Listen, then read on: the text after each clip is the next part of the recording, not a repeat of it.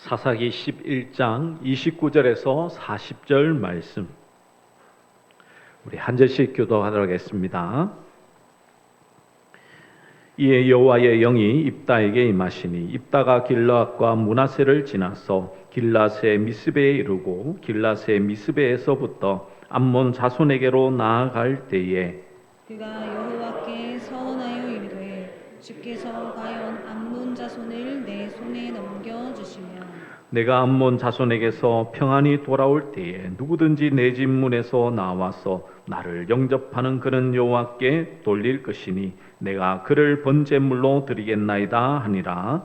이에 입다가 암몬 자손에게 이르러 그들과 싸우더니 여호와께서 그들을 그의 손에 넘겨주시매 아로엘에서부터 민니스에 이르기까지 20성읍을 치고 또 아벨 그라민까지 매우 크게 무찌르니 이에 암몬 자손이 이스라엘 자손 앞에 항복하였더라. 입다가 미스바에 있는 자기 집에 이를 때에 보라 그의 딸이 소굴을 잡고 춤추며 나와서 영접하니 이는 그의 무남 동료라.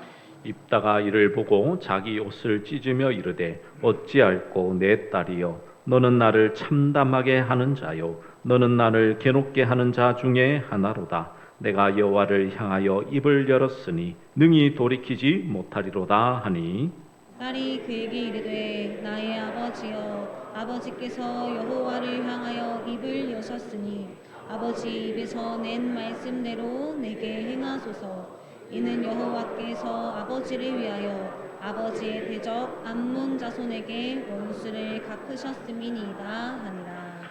또 그의 아버지에게 이르되 이 일만 내게 허락하사 나를 2달만 버려 두소서. 내가 내 여자 친구들과 산에 가서 나의 처녀로 죽음을 인하여 애곡하겠나이다 하니 그가 이르되 가라 하고 2달을 기한하고 그를 보내니 그가 그 여자 친구들과 가서 산 위에서 처녀로 죽음을 인하여 애곡하고 2달 만에 그의 아버지께로 돌아온지라 그는 자기가 소원한 대로 딸에게 행하니 딸이 남자를 알지 못하였더라. 이것이 이스라엘의 간습이 되어 이스라엘의 딸들이 해마다 가서 길르앗 사람 입다의 딸을 위하여 나흘씩 애곡하더라.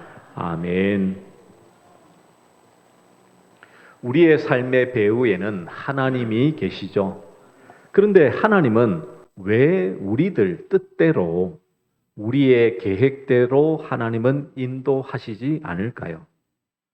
왜 내가 원하는 대로 안 되는 괴로움을 하나님은 허락하실까요? 여기에 대해서 우리 인간편에서 생각하다 보니까 오늘 말씀에 등장하는 입다처럼 하나님께 소원하여 내가 원하는 방향, 내가 생각한 방향대로 내 인생을 이끌어 가려는 인간의 모습이 많이 등장하곤 합니다. 오늘 입다의 소원을 통해서 우리가 좀 살펴볼 것은요. 입다의 그 소원이 무엇이 잘못되었는지, 그리고 그것을 통해서 하나님은 지금 우리에게 무엇을 말씀해 주는지를 우리가 좀 분명히 살펴보아야 진정으로 하나님께서 우리의 삶에 무엇을 원하시는지를 잘 알 수 있게 될 것입니다. 그러므로 오늘 설교의 제목처럼 입다의 소원을 통해서 하나님의 말씀의 뜻을 분명히 깨달아라. 진리 안에서 참된 자유함을 누리시고 무엇보다 하나님의 말씀 안에서 늘 승리하시는 우리 모든 믿음의 종들 되시기를 간절히 축복합니다. 입다는요, 사사 중에서도 아주 특별한 사사 중에 한 명입니다. 왜 특별하냐면요, 다른 사사들은 지금까지 하나님께서 한 사람을 세워서 그 사람을 이스라엘의 구원자로 삼으셔서 이방인들로부터 고통당하는 압제로 구원케 하시는 하나님의 놀라운 일을 행하셨죠. 그런데 오늘 본문에 사사기 11장에 앞서서 10장에 보시면 이스라엘 백성들은요, 계속해서 반복하여 죄를 짓죠. 하나님을 잘 믿고 따르다가도 사사가 죽으면 하나님을 저버리고 계속해서 우상을 섬기게 됩니다. 하나님께서 두고 보다가 하나님께서 어떻게 하십니까? 또 이방인들로부터 압제를 당하게 하죠. 그러면 참고 참다가 또 하나님께 두 손 들고 나옵니다. 하나님 도와달라고. 그러면 하나님이 사사를 보내줘서 그들을 구원했는데 이게 여러 번 반복되니까 하나님께서 10장에 보시면 어떻게 하냐면 앞으로 너희들에게 구원을 행하지 않겠다라고 말씀하십니다. 그래서 기드온이 죽고 난 다음 이제 이스라엘 백성들이 암몬 사람들로부터 18년 동안 이제 압제를 당하기 시작해요. 고통을 당합니다. 그러니까 하나님께 부르짖으면 하나님께서 어떻게 하셔야 되나요? 사사를 보내줘야 되는데 사사를 안 보내는 거예요. 그러니까 하나님께서 이렇게 행동하지 않으시는 것입니다. 그러다 보니까 어떻게 하냐면요. 이 이스라엘 사람들이 어떻게 하냐면 입다를 찾아갑니다. 입다는 어떤 사람이냐면요. 큰 용사였습니다. 아무래도 싸움이나 전쟁에 좀 능했던 사람 중에 한 명이었던 것 같아요. 근데 이 사람은요. 기생에게서 출생했다라는 이유로 가문의 그 위신을 생각한 본처 자녀들에 의해서 쫓겨남을 당합니다. 서자죠, 서자. 쫓겨납니다. 근데 그 이후에 암몬 자손들이 이스라엘 백성들을 계속 위협하고 압제하니까 어떻게 하냐면요. 이스라엘은 힘 있는 입다를 찾아가는 거예요. 그리고는 자기들의 머리로 삼을 테니까 와서 도와달라고 요청을 합니다. 그리고 입다는 암몬 자손들에게 땅을 달라고 하는 거 그거 부당하다. 잘못되었다라고 얘기했고요. 그리고 결국 암몬 자손의 왕은 입다의 말을 거절하고 싸움을 하게 되죠. 이게 오늘 이제 본문의 말씀인데요. 하나님께서 입다를 사사로 세우셨다 이렇게 하는 내용은 직접적으로 없습니다. 좀 특이하죠. 특별합니다. 근데 오늘 본문 읽었던 말씀의 처음 시작이 이렇게 시작을 하는 거예요. 29절에 보면 이렇게 말씀하죠. 이에 여호와의 영이 입다에게 임하시니 입다가 길라앗과 므낫세를 지나서 길라앗의 미스베에 이르고 길라앗의 미스베에서부터 암몬 자손에게로 나아갈 때에 하나님께서는 사사를 세우실 때에 하나님의 영을 부어서 그를 들어서 사용하셨죠. 동일하게 입다에게도 하나님의 영이 임하게 됩니다. 그 말은 하나님께서 이제 사사로 세우셨다라는 것을 우리가 확정적으로 알 수가 있죠.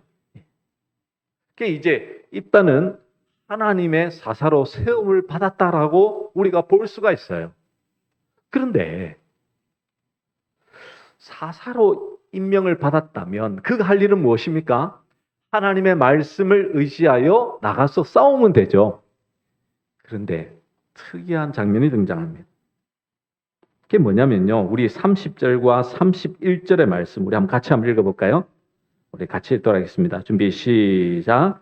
그가 여호와께 소원하여 이르되 주께서 과연 암몬 자손을 내 손에 넘겨주시면 내가 암몬 자손에게서 평안히 돌아올 때에 누구든지 내 진문에서 나와 나를 영접하는 그는 여호와께 돌릴 것이니 내가 그를 번제물로 드리겠나이다 하니라.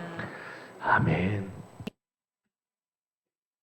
사사로 임명받았으면 나가서 싸우면 되는데 갑자기 입다는요. 하나님께 소원을 합니다. 근데 소원을 어떻게 하냐면 내가 전쟁에서 암몬 자손과 싸워서 이기고 돌아오면 가장 처음 만나는 그 사람을 하나님께 어떻게 한다고요? 번제물로 드리겠다. 그렇게 소원을 합니다. 그러면 왜 이 소원을 했을까라고 생각해 보면 좀 입다의 입장에서 보면 좀 이해가 될 수도 있어요. 왜냐하면 입다는요 주목받지 못한 인생이죠. 우리나라 소설에서도 홍길동전에 보시면 이 서자의 소름이 좀 잘 나타나 있죠. 아버지를 아버지라 부르지 못하는 그 소름. 입다도 마찬가지예요. 이 기생이라는 어머니로부터 거의 첩이었죠. 그리고 이 자신은 그렇게 태어나니까 이제 자기 이제 형들로부터 이제 쫓겨남을 당하게 된 거예요.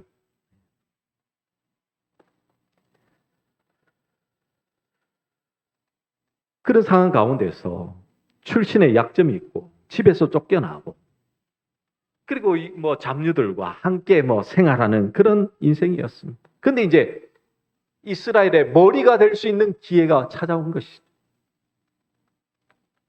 여기에는 암몬과의 그 싸움에서 승리를 해야 되는 조건이 달려 있는 것입니다. 그래서 어떻게 보면 주어진 책임과 무게가 무거우니까 하나님 앞에 꼭 내가 승리를 쟁취하겠다라는 마음을 가지고 하나님께 지금 소원을 하고 있는 것이죠. 그러면 오늘 이 입다의 소원이 무엇이 잘못됐는지를 두 가지를 들어서 우리가 좀 함께 좀 살펴보았으면 좋겠습니다. 첫째는요, 이 소원에 대해서 잘못 이해하고 있었습니다. 우리는 흔히 이 소원이라고 하면 하나님께 얻지 못하는 것, 내가 지금 풀리지 않는 것, 그리고 내가 하나님께 무언가를 드리면 하나님으로부터 무엇인가를 받는 것으로 생각하는 경우가 있죠. 그래서 옛날에 뭐 지금은 좀 그렇지 않은데요. 뭐 우리 자녀들을 막 이 목회자로나 서원을 한다든지 부모님들이 그걸 해가지고 자녀들이 나중에 막 우리 부모님이 소원했는데라고 하면서 정말 고통당하고 어려움 당하는 그런 일도 있었지 않아요. 예. 근데 여러분, 이거는 지금 우리가 소원에 대해서 잘못 이해하는 거예요. 이 소원에 대해서 말하려고 하면요. 이거는 뭐 너무 길기 때문에 좀 간략하게 요약해서 말씀을 드리면요. 이 소원을 이해하려면 왜 이 소원이 나왔는지에 대해서 우리가 좀 생각해 볼 필요가 있습니다. 성경에서 소원은 어디에서 등장하냐면 바로 하나님의 제사를 통해서 등장하고 있습니다. 자, 구약의 제사는요, 총 5가지로 이제 구분할 수가 있죠. 번제와 소제와 속죄제와 속건제와 화목제입니다. 근데 이 번제는 예수님의 죽으심을, 소제는 예수님의 부활을, 속죄제는 예수 그리스도의 대속의 은혜를, 그리고 속건제는 예수 그리스도의 속량의 은혜를 말씀하죠. 이 총 4가지는요, 하나님께 대한 그 이제 제사에 대한 내용이고요. 화목제는 그 은혜를 누린 완료, 그 승천의 이야기를 담고 있습니다. 그래서 화목제는요, 특이하게도 다른 제사는 오직 하나님께 다 제물을 바쳐야 돼요. 근데 화목제는 어떻게 하냐면 제사를 드린 사람들까지 함께 나누어 먹습니다. 특이하죠? 그 말은 뭡니까? 하나님께 드리는 것이 아니라 하나님께서 그 제사를 통해서 우리의 삶 속에 하나님이 역사하셔서 우리에게 은혜를 베푸신 것을 사람들과 함께 나누는 것을 화목제사라고 이렇게 하는 거예요. 근데 화목제사 안에 무엇이 있냐면 감사제와 서원제, 자원제라고 불리는 것들이 종류가 이렇게 3가지로 구분이 되는 것입니다. 그러니까 이 서원제는 단순히 내가 하나님 앞에서 조건을 걸고 협상을 해서 얻어내는 게 아니에요. 그게 아니고 하나님께서 우리에게 구원을 행하시고 하나님께서 우리 안에 은혜를 베푸신 것에 대해서 감사하면서 그 내용을 하나님 앞에 올려드리는 것이 서원제였습니다. 근데 이게 좀 사람들에게 좀 곡해가 되죠. 왜 그러냐면 이 당시 우상들은 그렇게 받지 않았거든요. 그 우상들은 늘 뭐 하고 있습니까? 협상하잖아요. 자, 내가 얼마 바칠 테니까 복 달라고. 내가 얼마 동안 일할 테니까 나에게 무언가를 달라고. 이 우상이들. 근데 하나님은 그런 분이 아니십니다. 하나님은요, 우리에게 협상해서 조건을 걸어서 하나님께서 우리가 하나님께 뭔가를 드리면, 일을 드리면 100을 주시는 그분은 아니에요, 여러분. 우리 하나님은 1도 필요 없으신 분이시죠. 그래서 우리는 하나님은 거저 주시기 때문에 우리가 그것을 무엇이라고 부릅니까? 하나님의 은혜다라고 부르는 것이죠. 여러분, 1이라도 포함되면요, 그거는 우리의 공로죠. 여러분, 하나님과 인간은요, 수직 관계입니다. 수직 관계는 거래라는 것이 있을 수가 없어요. 위에서 주어지는 것으로 감사할 뿐이지. 그리고 아래에 거하는 자에게 있어서 우리는 오직 뭐 해야 됩니까? 감사와 참송만 드릴 수밖에 없는 것이죠. 예를 들면 그래요. 좀 이해하기 쉽게. 여러분 빌 게이츠나 젠슨 황 같은 대기업의 CEO한테 어떤 신입 사원이 인턴이 찾아가서는 사장님, 나를 이사로 뽑아주시면 내 전 재산을 드리겠습니다. 내 전 재산은 1,000만 원밖에 없습니다. 이렇게면 뽑아주겠습니까, 여러분? 아니, 그들의 재산이 얼마인데요? 몇십조 이렇게 있는데 그 1,000만 원 받겠다고 그 사람 뽑아주겠습니까? 아니, 그건 택도 없는 말이죠. 상식이 안 맞잖아요. 우리 하나님도 마찬가지라는 것입니다.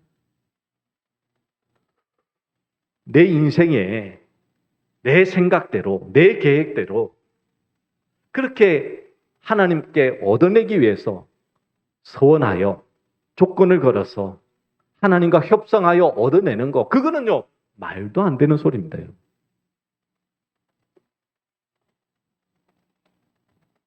이거는 성립이 될 수 없는 것이죠. 그것은 오히려 사장을 무시하는 그런 처사에 불과할 뿐이겠죠. 협상 테이블에 하나님을 모셔다 두고 재물을 올려두고 거래를 하는 것, 그것은 하나님께서 기뻐 받으시는 것이 결코 아니십니다. 하나님을 묶어두고 내 뜻대로 통제하려는 것과 마찬가지죠. 뇌물을 주고 내가 원하는 대로 좀 사용하고 내가 원하는 대로 좀 뭔가를 얻어내려는 그 수단일 수밖에 없는 것입니다. 그래서 여러분, 이 소원이라는 것을요, 우리가 좀 잘 이해하셔야 돼요. 하나님께서 베푸신 것에 대한, 약속에 대한 감사로 올려드리는 것이 소원이다. 이게 성경적인 이 소원이라고 생각하시면 됩니다. 그래서 혹여라도 여러분들 안에 소원에 대한 무거움이 있다면 오늘 이 말씀을 들으시고 좀 자유함을 누리시길 바랍니다. 예. 굳이 소원 안 하셔도 돼요. 하나님은 은혜로 우리의 삶 가운데 역사하시는 하나님 되심을, 아버지 되심을 꼭 기억하시기 바랍니다. 두 번째는요, 이 소원에 대한 하나님의 약속의 말씀도 이해하지 못하고 있는 거예요. 여러분, 하나님은요, 우리의 약함을 아십니다. 왜냐하면 세상 속에서 살아가기 때문에 분명히 하나님은 이스라엘 백성들이 소원할 것을 알고 계셨죠. 그래서 레위기 27장에 보시면 이 소원에 대해서 하나님께서 딱 말씀해 놓으십니다. 그게 뭐냐면, 혹여라도 사람을 가지고 소원했는데 그걸 지키지 못하면 어떻게 하냐면 세계를 바치라고 알고 있어요. 돈으로 바치면요, 어떻게 되냐면 이 내가 소원한 거 안 지켜도 돼요. 물을 수가 있습니다. 분명히 그것은 하나님께서 이 레위기 말씀을 통해서 우리에게 주시는 약속의 보증이죠. 어떻게 보면. 왜? 우리가 지키지도 못할 거 하나님은 분명히 알고 있기 때문에 그렇게 말씀하신 것입니다. 그래서 여러분, 그 소원한 입다가요, 자기가 할 수 있으면 어떻게 하냐면 이 무리한 것을 자기가 하나님께 요구했다가 못 지키면 세계를 들여서 그것을 물은다든지 그렇게 행하면 됩니다. 그런데 그러지 못하는 이유가 있습니다. 자, 암몬 자손에게 이제 승리를 하나님께서는 어떻게 합니까? 붙여주시죠. 그 표현이 어디에 등장하냐면 32절에 보시면 이 중반에 보시면 여호와께서 그들을 그의 손에 넘겨주시며 하나님께서 그들을 어떻게 했다고요? 넘겨줬습니다. 네, 승리하게 하나님께서 하셨죠. 그런데 이 입다를 만나러 온 가장 첫 번째 사람이 누굽니까? 그의 가장 사랑하는 딸이었습니다. 34절에 보면 이렇게 말하죠. 입다가 미스바에 있는 자기 집에 이를 때에 보라 그의 딸이 소굴을 잡고 춤추며 나와서 영접하니 이는 그의 무남동녀라. 아들도 없고요. 딸밖에 없는데 그 딸이 지금 가장 먼저 뭐하고 온 거예요? 아버지를 맞이하러 온 거예요. 그러면 어떻게 됩니까? 자기가 소원한 대로 하려면 이 딸을 번제물로 하나님께 드려야 되는 거예요. 그러자 이 뭡니까? 입다는 얼마나 지금 가슴속이 찢어지는지 35절에 보시면 입다가 이를 보고 자기 옷을 찢으며 이르되 어찌할꼬 내 딸이여 너는 나를 참담하게 하는 자요 너는 나를 괴롭게 하는 자 중에 하나로다. 내가 여호와를 향하여 입을 열었으니 능히 돌이키지 못하리로다. 아니 분명히 하나님 말씀에 율법의 말씀에 소원한 것을 못 지키면 값을 지불하면 돼요. 그런데 왜 그렇게 하지 못하고 있을까요? 앞서 말씀드린 대로 이 입다는요 승리에 대한 욕구가 엄청나게 컸죠. 혹여라도 이것을 지키지 않으면 자신의 승리가 취소될까 봐. 그래서 아마 그러지 못했던 것은 아닌가라고 볼 수 있습니다. 바로 하나님 앞에 소원을 했던 이유와 동일한 이유 때문인 것이죠.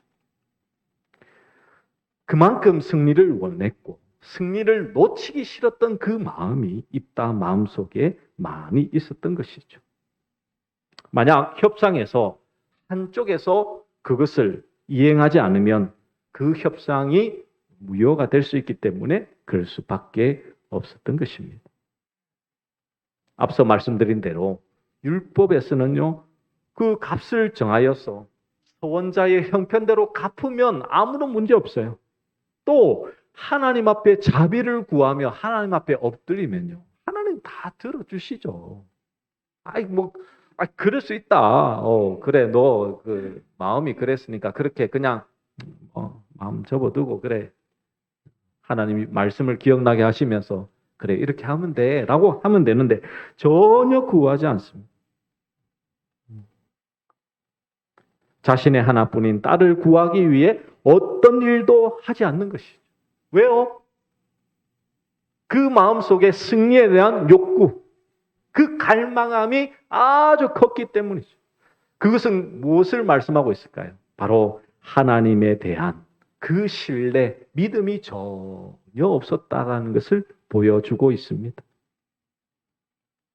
하나님을 신뢰했다면요, 하나님의 말씀을 지켜 행하면 되는 거예요. 지켜 행하고 나서는 다 털어버리면 되죠. 그런데 어떻습니까? 혹여나 이 일을 지키지 않으면 더 큰 일이 생기는 것은 아닌가 염려하고 걱정했을 것입니다. 그래서 하나뿐인 딸을 희생하려고 하는 것이죠. 입다는요, 이 괴로움 이전에는 분명 기쁨이 있었지 않습니까? 전쟁에서 승리했다니까요. 18년 동안 압제를 당하다가 이 전쟁에서 승리했는데 그 승리를 누려야 되는데 지금 얼마나 괴로운지 모릅니다. 그런데 이 모든 것은 하나님께서 행하신 일이다. 그거를 누구를 통해서 말씀하고 있나요? 딸을 통해서 고백합니다. 자, 36절에 보시면 딸이 그에게 이르되 나의 아버지여 아버지께서 여호와를 향하여 입을 여셨으니 아버지의 입에서 내 말씀대로 내게 행하소서. 이는 여호와께서 아버지를 위하여 아버지의 대적 암몬 자손에게 원수를 갚으셨음이니이다 하니라. 하나님께서 아버지를 통하여 일하셨습니다라고 고백하고 있죠. 그대로 행하라고 그렇게 말하고 있습니다. 그리고는요, 자신이 처녀로 남자를 알지 못하는 처녀였기에 자신의 친구들과 2달 동안 이제 좀 갔다 오겠다라고 얘기하죠. 그렇게 하라고 하고 애곡하고 난 다음 어떻게 합니까? 39절을 보시면 그의께로 아버지께로 돌아와서 아버지는 그 일을 행하게 됩니다. 자, 여기서 이제 제가 이 부분에 대해서 좀 명쾌하게 성경이 이제 이렇게 이야기를 하면 우리가 좀 이해할 수 있지만 뭐냐면요, 이 주석을 보시면 다양한 의견들이 좀 있습니다. 2가지 의견이 이제 좀 크게 있는데요. 하나는 진짜 죽였다. 죽였기 때문에 딸이 이제 뭐 이렇게 친구들과 함께 애곡하고 아버지도 막 이 옷을 찢을 정도로 그렇게 고심했다. 그리고 나중에 많은 사람들이 딸을 위하여 나흘씩 애곡했다라는 것으로 알 수 있다라고 주장하고요. 2번째는 성전에 봉헌물로 드렸다. 즉 처녀로서 이제는 아들을 갖지 못하는 대가 끊기는 거죠. 그것으로 하나님께 드림받았다라고 주장하는 주석도 있습니다. 근데 이제 2가지 다가 좀 팽배한데 이게 사실적으로 보면 앞선 주장이 좀 더 이렇게 명쾌해요. 왜냐하면 죽는다라는 표현도 나오고 번제물로 드린다라는 표현도 나오기 때문에, 그리고 애곡했다라는 그 모습을 통해서도 그렇게 볼 수 있지만, 그런데 구속사적인 의미로 보니까 이게 뒤에 내용이 더 좀 힘이 실립니다. 제가 1부 때는요, 그냥 좀 시간이 이 1부는 좀 촉박하거든요. 그러다 보니까 그냥 이 부분을 안 다뤘는데, 여러분, 이게 왜 그러냐면요. 여러분 잘 보시면 10절 말씀에 보면 이 부분이 등장하거든요. 자, 우리 같이 한번 읽어볼까요? 우리 같이 한번 읽도록 하겠습니다. 준비, 시작. 이스라엘의 딸들이 해마다 가서 길라 사람 입다의 딸을 위하여 나흘씩 애곡하더라. 아멘. 누가 지금 가서 지금 애곡하나요? 이스라엘의 딸들이에요. 자, 단순히 처녀가 죽었으니까 딸들이 가서 이게 애곡했다라고 이해할 수도 있어요. 그런데 이게 구속사적인 의미로 생각해 보자고 했잖아요. 여러분, 아들에 대한, 여자의 후손에 대한, 여러분, 만약에 아들이 없이 죽으면 이 여자의 후손의 대가 끊기는 거잖아요. 그것으로 뭐 하고 있는 겁니까? 애곡하고 슬퍼하는 것이죠. 여자들은요, 출산하여서 여자의 후손, 즉 그리스도가 그 안에 나오도록 뭐 해야 됩니까? 하나님의 말씀에 순종하며 살아가야 돼요. 그래야지만 누가? 우리를 구원하실 구원자이신 예수 그리스도가 나오는 것이죠. 그런데 그러지 못한 처녀로 죽음으로, 그러니까 하나님께 바쳐졌든지 하나님께 드려졌든지, 진짜 죽었든지 아니면 성전에 드렸든지 처녀로 죽었다는 이 끝이 났다라는 그것으로 지금 뭐 하고 있는 겁니까? 지금 애고하고 있었다니까요. 나흘 동안. 그래서 이것을 볼 때에 우리가 좀 후발로 아마 성전의 이 봉헌자로서 드려진 자가 아닌가. 이제는 이제 출산할 수 없는 그 모습이지 않을까라고 볼 수가 있습니다. 아무튼 이것을 통해서 우리가 알 수 있는 것은 무엇입니까? 지금 입다가 전쟁에서 승리했어요. 근데 전쟁의 그 결론은 뭡니까? 딸이 죽음으로 애곡하는 것으로 끝이 나고 있다니까요. 원래 전쟁에서 승리하면 누가 이렇게 높임을 받아야 돼요? 원래는 영광받고 칭송받아야 됩니까? 입다가. 그런데 그게 아니고요. 전쟁에서 승리하고 왔는데 딸이 뭡니까? 딸의 죽음으로 인해서 사람들이 뭐 하냐면 애곡하고 있는 거예요. 이게 지금 하나님께서 우리에게 이 잘못된 입다의 소원을 통해서 우리에게 지금 말씀하고 있는 거예요. 무엇을 말씀하고 있습니까? 여러분, 입다의 불신앙, 잘못된 소원으로 죽게 된 그 딸의 죽음을 통해서 우리에게 말씀하시는 바는 무엇입니까?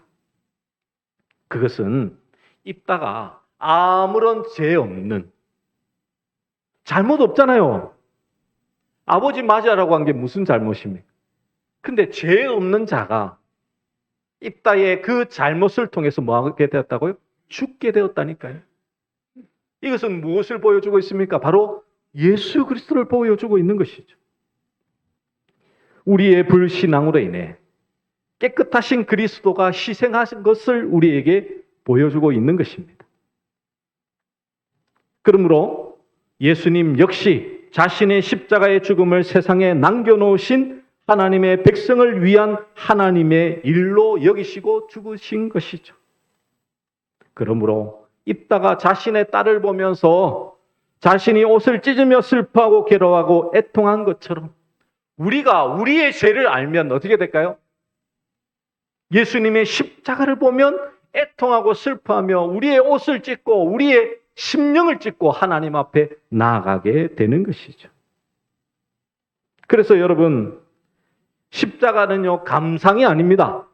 슬픈 영화 보고 패션 오브 크라이스트나 이런 것을 보고 슬퍼하는 거 아니에요. 예수님이 얼마나 고통당하셨나 그것으로 우리가 묵상하는 거 아닙니다. 내 삶에, 내 심령에 십자가가 세워져야 되는 거예요. 그 십자가를 보고 내 죄로 말미암아 아무런 죄 없으신 예수님이 죽으심에 대하여 내가 애통하며 내 심령을 찢으며 하나님 앞에 나아가야 되는 거예요. 그것이 진정으로 성도가 살아있는 생명 얻은 자의 참된 모습인 것이죠. 여러분, 십자가를 몰라서 우리가 십자가의 은혜에 대해서 우리가 잘 몰라서 모릅니까? 매년마다 사순절마다 고난주간마다 부활주일마다 그리스도의 죽으심과 그 부활에서 말씀을 듣지 않습니까? 그런데도 그 말씀이 왜 우리에게 힘이 되고 능력이 됩니까? 그것은 바로 내 죄 때문에 아무런 죄 없으신 그 예수 그리스도가 죽으심으로 말미암아 우리는 그것으로 애곡하며 애통하며 우리가 가슴을 찢으며 우리가 하나님 앞에 나아갈 수 있는 길이 열렸기 때문이죠. 그러므로 여러분, 우리가 기억할 것은 다른 것이 아닙니다. 우리는 나로 인하여서 희생되신 분이 있다는 그 사실, 그분으로 인해서 애통하며 참담한 내 삶의 그 모습이 주님 안에서 새로운 삶을, 은혜의 삶을 누리게 됨을 우리는 늘 감사함으로 하나님 앞에 살아가야 되지 않겠습니까, 여러분? 하나님 앞에서 죽어야만 사는 것, 그것을 아는 것은요, 오직 예수 그리스도께서 나의 죄를 대속한 그 사실이 지금 내 심령에 십자가가 딱 세워져야 되는 거예요, 여러분. 이 십자가는 흔들림이 없습니다. 변함이 없습니다. 예수님 오실 그때까지 여러분의 심령 안에 살아 역사되어져야 되는 것입니다. 그 십자가의 안에 서셔야지만 여러분이 살 수 있음을, 생명 얻을 수 있음을 늘 기억하셔서 매 순간 하나님 앞에서 내 자신이 어떠한 존재인지, 내가 예수 그리스도가 아니고서는 결코 살 수 없는 자임을 고백하며 그 십자가의 길을 주님 안에서 잘 걸어 나가시는 우리 모든 믿음의 종들 되시기를 간절히 축복합니다. 우리 말씀을 기억하며 우리 그가 오신 이유에 대해서 함께 찬양하도록 하겠습니다.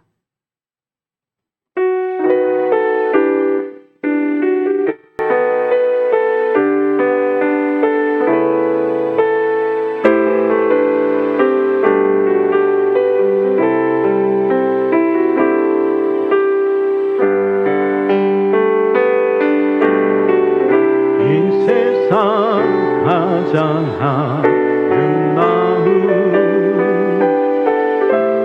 순종의